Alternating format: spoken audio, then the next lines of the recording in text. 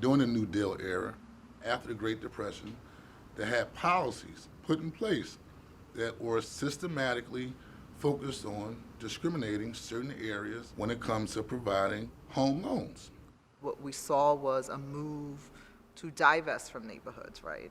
And working class neighborhoods and working poor class neighborhoods. And if a neighborhood was deemed hazardous as time went along, created areas of poverty, areas of disinvestment.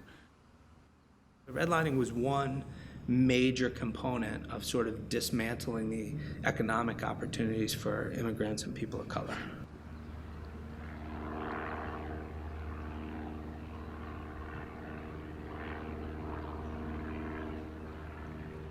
So one of my earliest memories is growing up in the Black Bottom on Filbert Street, 33rd and Filbert Street. We had a small house, shared kitchen. A working class.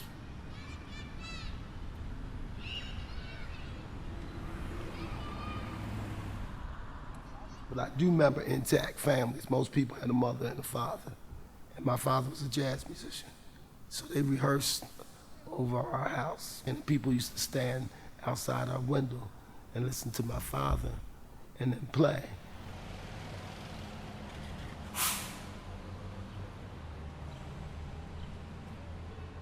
I remember people in the neighborhood coming together on Saturday to clean their block.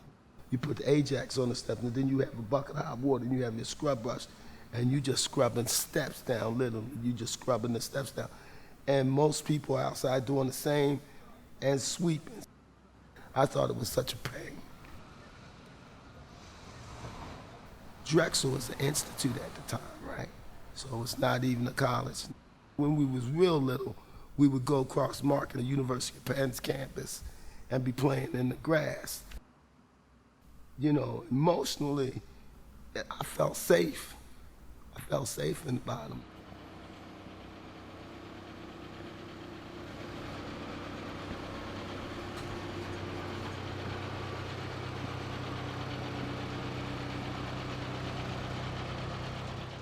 Working middle-class African Americans being pushed farther out of those boundaries. My grandparents actually lived around 39th and Aspen, pushed out of a space that they had made their home. I remember adults talking and being angry. People had to leave. People were offered money, and if you were renting, you hopefully that your landlord told you what was up. We ended up moving out to Parkside, and so this is long before I was around. My father's job changed. He was the first black truck driver for Smith's Beer. Economically, we started doing better. So we moved to 59th and Pines. We also looked at it as a step up. It seemed like further west, the houses were more separated, bigger, stuff like that. Streets were much more wider. We moved up 1960. We were one of like the third or fourth black families. And it wasn't like no welcoming brigade when we got to Pine Street. Within 3 years, the white people gone. They broke out. They was like, psh.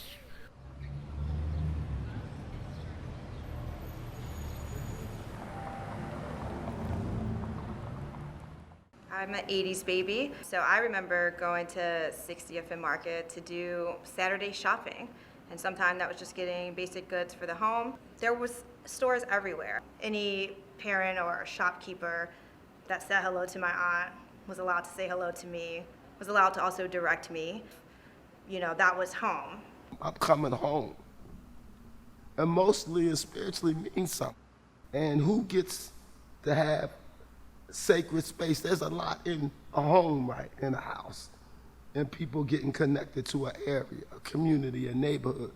It's really interesting to see how that 60th Street corridor has really changed over time. And you've seen a lot of disinvestment. You've seen a lot of blight due to businesses not being able to survive economically. And in 2008 was the recession. And then the SEPTA L project. Construction there was slated to take about 3 years, took almost double the time. You know, you really lost all of that foot traffic, compounded by the loss of home ownership. There is sort of this slow mourning process of watching that business that, you know, has been owned by someone who lives in the community or has ties to the communities, and to see that it may have been in the family for generations and that they then lose that. City services change. right? You know, it used to be 2 garbage trash pickups a week. We broke it down to 1. They used to come around, spray the bugs, stuff like that. They stopped doing that. You take an idea that a group is particularly inferior, and you're not just going to think that, but you're going to set up things to determine what kind of quality food you're going to get, you know, whether your street's going to get fixed, whether you're going to have a street light, something like that, whether how many cops you're going to have, you know, how much funding you're going to get for the public schools in the area, even when people's salaries start going down and there's no major employer in the area. All these things matter. Human beings are meant to be treated well. And when we don't, no matter what it is, that's when things start going awry. Around that area, gang wars started happening. So that was a major fear factor when people start jumping, beating people up, that internalized oppression. Black people fighting one another for a piece of property that wasn't ours. Youth who, we had a lot of time on our hands. I think our parents was working tough. Most people, it was intact families and everybody was working. And sometimes the whites from up the Derby would come and we'd just be fighting over who could play on the baseball field, dumb stuff like that. So the area becomes decayed. University City becomes enriched. It's rough around Pine Street about now. To this day, my mom still lives on that block. So eminent domain means this for the greater good of the city or the Commonwealth. Ultimately, is it better that we have University City now and we don't have the Black Bottom? Or could we conceive of both of them being in existence with one another? How would it have looked if developers wanted to come to the area called the Black Bottom, respected, appreciated, and valued the community that they were in? There are many assets in the community. There's a relentless spirit of the individuals who live there in the face of systemic disinvestment. Growing up in West Philly, I had a mother who never made more than $22,000 a year. When I look at parents, moms, who work 2 and 3 jobs, who are going to community college part-time, they're not lazy. And we're seeing homes for $300,000 in a neighborhood 5 blocks away where the average home cost is around $60,000. And so there's no way for our homeowners to compete with those rising costs. You know, once taxes are assessed, those homeowners will be at risk of losing those properties that they have really cobbled together and tried to hold on for generations. So here we are again, a repeating of that cycle of that a land that was not thought of as valuable, now thought of as valuable, and then using policies, using zoning, using capital, using influence to really help drive another push. Well, 63rd and Market is the line to Delaware County. So how much further can people be pushed out?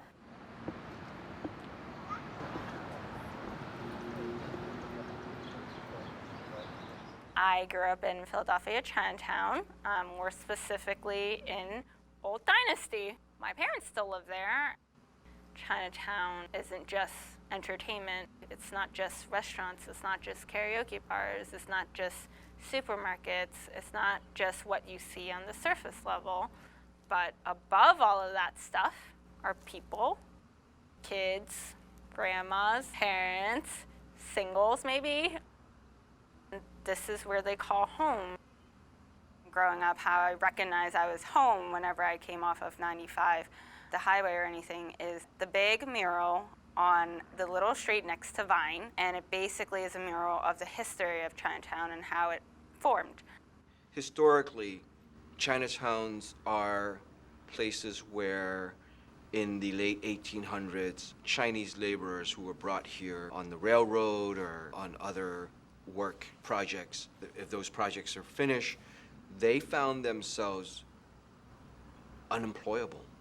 These Chinese bachelors would congregate in areas of cities that were often seen as very seedy, and it's the only place that would welcome them and possibly the only places that they could afford. You know, with the relaxation of the Chinese Exclusion Act, then you were able to bring families over, then you actually had families living in this neighborhood, and it became kind of vibrant and thriving. And then that's when the city becomes either threatened or jealous or wants to take back this area.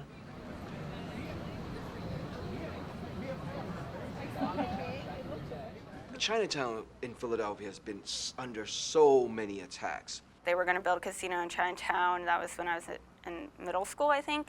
Then the baseball stadium. The Chinatown community was able to fight off the baseball stadium, the casino. There was a federal prison that was proposed in the early 90s. I was part of that fight, and it was also right next to the African American History Museum. So it was an awesome fight because, you know, we were in solidarity.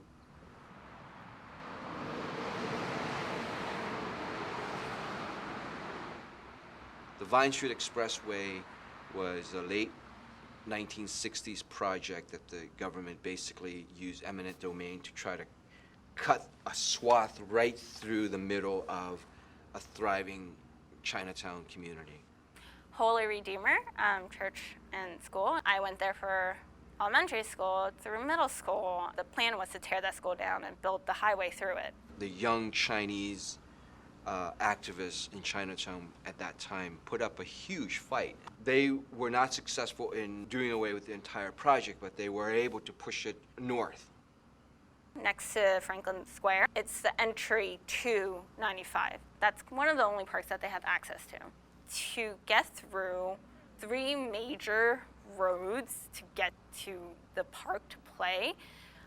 In a way, the city kind of cut off Chinatown's potential growth to the north. And then you built the gallery to the south, and then the convention center to the west on 11th Street. It's hard to try to convince me that the city is not trying to strangle Chinatown or at least minimize its growth.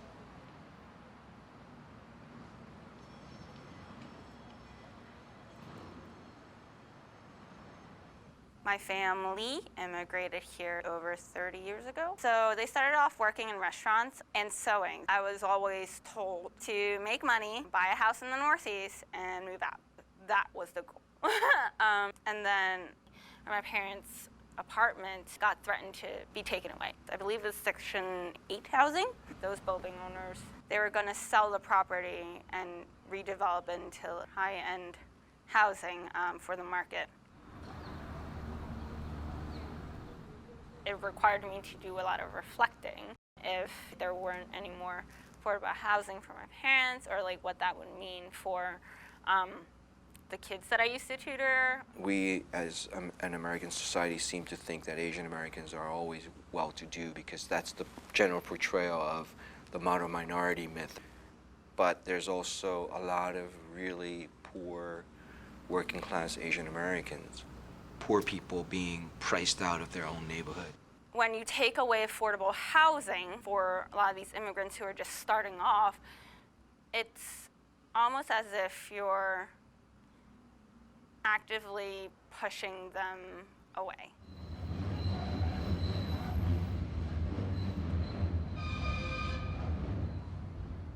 While redlining occurred for decades, the transition in the Kensington neighborhood was one of sort of this white working class, and then once all the jobs disappeared, like for decades, not even access to capital being the main problem, access to actual income, actual training. My family's from Macon, Georgia, and my mother and father came here after they got married. They were working class parents, and when we moved over there about 45, 50 years ago, we moved over to Kensington. It was a mixed community. It's mainly Irish.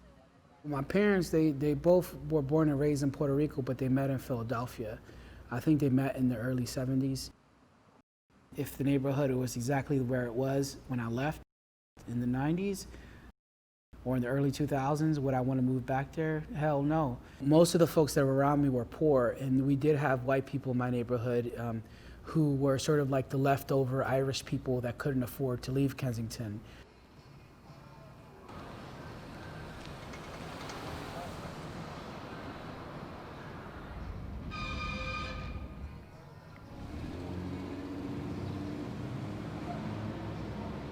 There were definitely dividing lines, neighborhood lines, and so the moment that someone like me crossed into a neighborhood like Port Richmond, we were liable to be assaulted.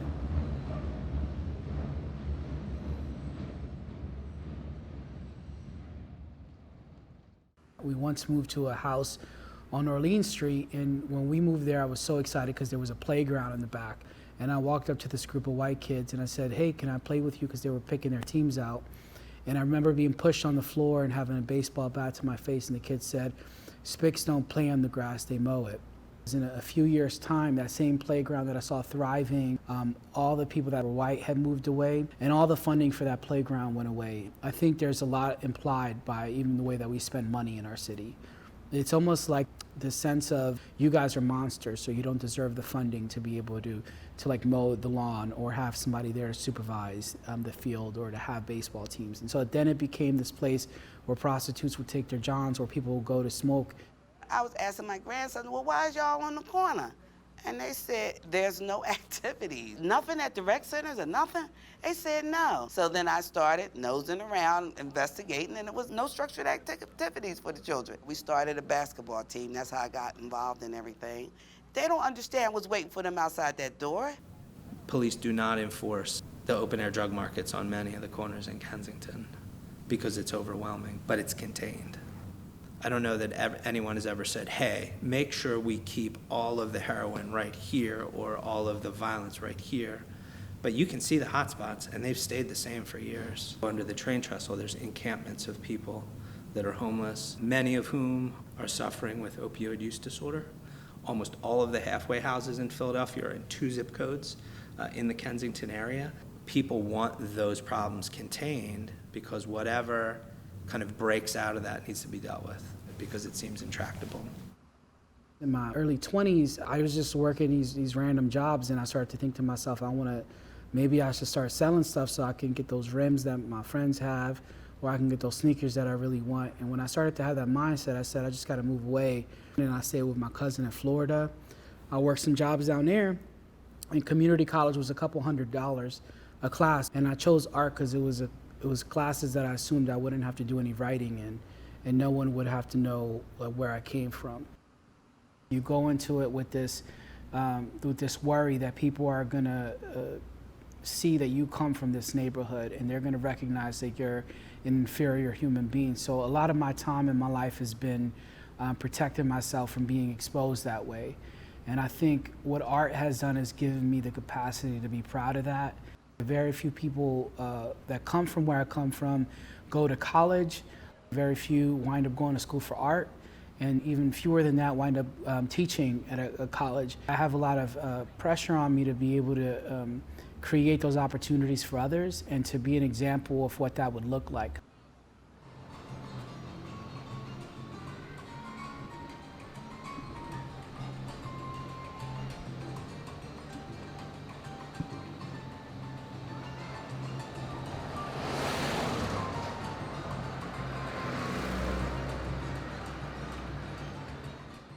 It's a privilege for me to do this work.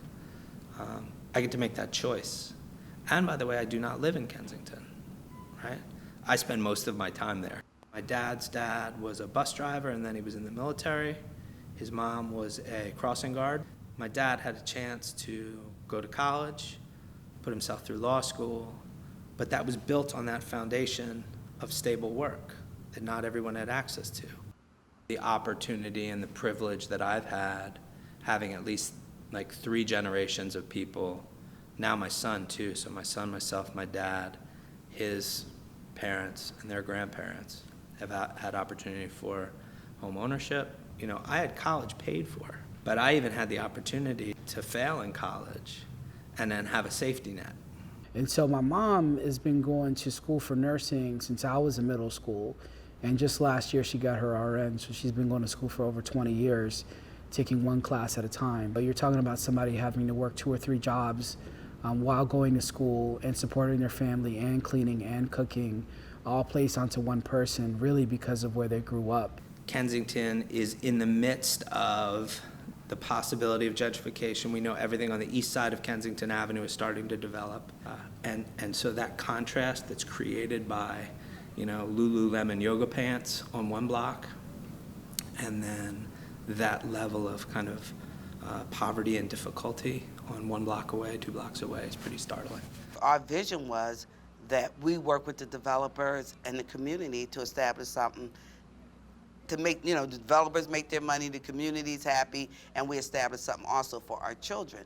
But we found out in doing this that it didn't work that way. But then we started noticing that everybody had these little units. They put their own pool in it. They have their own little indoor space. They have the roof decks. And all of that is just isolation. Coming back, 15 years later and going through the same neighborhood and seeing like, an organic pizzeria next to a gourmet ice cream shop and feeling real comfortable with my son being outside eating ice cream. I'm real confused about it, to be honest. It's like a neighborhood that I kind of want to hang out in now. My mom, we was driving around the other day trying to see if we can find something we could afford in our old neighborhood, and we couldn't. My way, it would be the same people that was there when I left, but the neighborhood would look the way it does now. And so I'm not sure exactly how to figure that out to make that happen, but I guess that's why I'm here.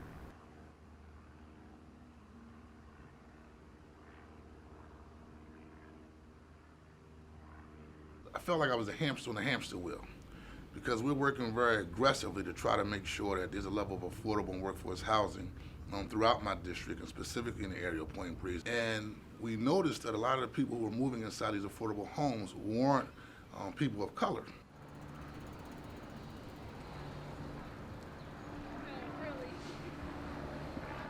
And I saw the report, it's like all this work that we're doing could be for naught because now you have banks that's denying individuals loans which are preventing them from becoming first-time home buyers, and we can't give these banks a pass when it comes to making sure that they're addressing the issue of redlining and loan disparities. The way banks are financing these housing projects is a clear example of another form of redlining. So when we're asking developers to come in and do mixed income commercial, mixed income, because we also want small businesses and jobs, and the banks will not look at the commercial spaces that we ask developers to build out. Open public green spaces are not looked at, which is why these developers are moving to this high-end housing, because if not, the numbers don't work, right? So there you have an example of the banking industry to secure their investments deciding community development policy. We want to make sure that we're looking at banks that do business with the city of Philadelphia, making sure that they do something called a scorecard. The banks will say, well, from the banking standpoint, well, let's look at individuals' credit. They always talk about the credit. Well, our response is, well, let's put the credit scores on the table. Most won't do that. As we move forward, we want to step up those efforts from a policy standpoint, but also get the stakeholders to the table and find ways to make sure that we're helping those most in need, not only to become first-time home buyers, but also allowing them to have home repair loans to fix up their homes. We have several instances where people have to make decisions. Do I pay the taxes on my home or get my roof fixed? Again, this is where local policy has to be very intentional in saying, what do we want to incentivize? If we want to refurbish the 30,000 vacant structures we have in the city, if we want to repurpose, the abatement should be skewed more towards preservation.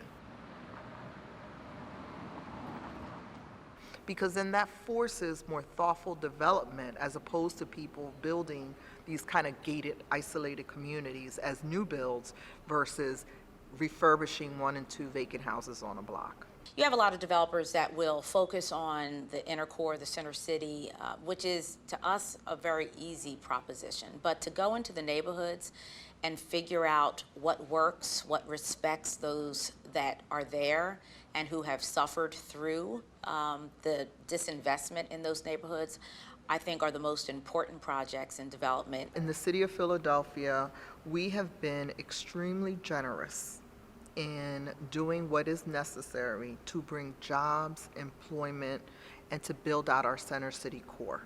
And when we do that, we are pat ourselves on the back about those investments and incentives.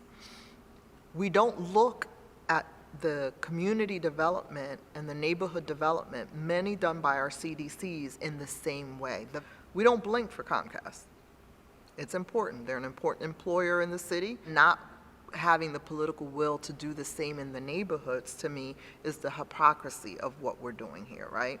Particularly with the money entrusted to us through our community block grant, which is our poverty money, a formula based on poverty. That's the money that needs to get reinvested there. Ironically, some of these areas, you have people who normally would live inside the suburbs are coming back into the city, and that's where you see the gentrification taking place. You don't want neighborhoods that's totally filled with blight, but also you want to find ways where the development that takes place is equitable, and making sure, again, long-term residents aren't placed out of their homes, but anyone can move into a neighborhood regardless of their race, regardless of their checkbook, regardless of their pocketbook. And so we've always worked around policy to try to keep people inside their homes. Well, in the 70s, the city was very proactive. A lot of people became homeowners because we allowed people to buy a property at $1 and put sweat equity and put a value in their sweat equity, right? Not everybody had money, but they had the ability to put up sheetrock and paint and fix the plumbing. Talk to a lot of folks in districts like mine, they became homeowners through that. We gave them a pathway to compliance and ownership. And we got to go back to those scenarios.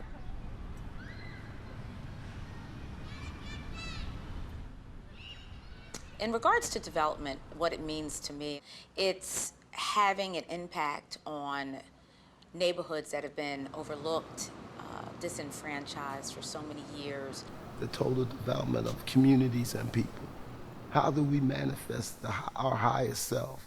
Looking at the history of the 7th Ward, you can see how the opportunity and that stability was very intentionally dismantled. And that's emblematic of what you see throughout history, whether people want to acknowledge it or not, right? The core of it is still, it serves anti-blackness in this country. It is also anti-poor and anti-working class people. And I think I've chosen the path of changing it from within. But sometimes the system just needs to be blown up. And this might be one of those systems that needs to be blown up. If we can just unite based on socioeconomic status, that would be revolutionary. People who have been systematically closed out of the process, how do we come together to start to create wealth, to create assets, to create our own institutions?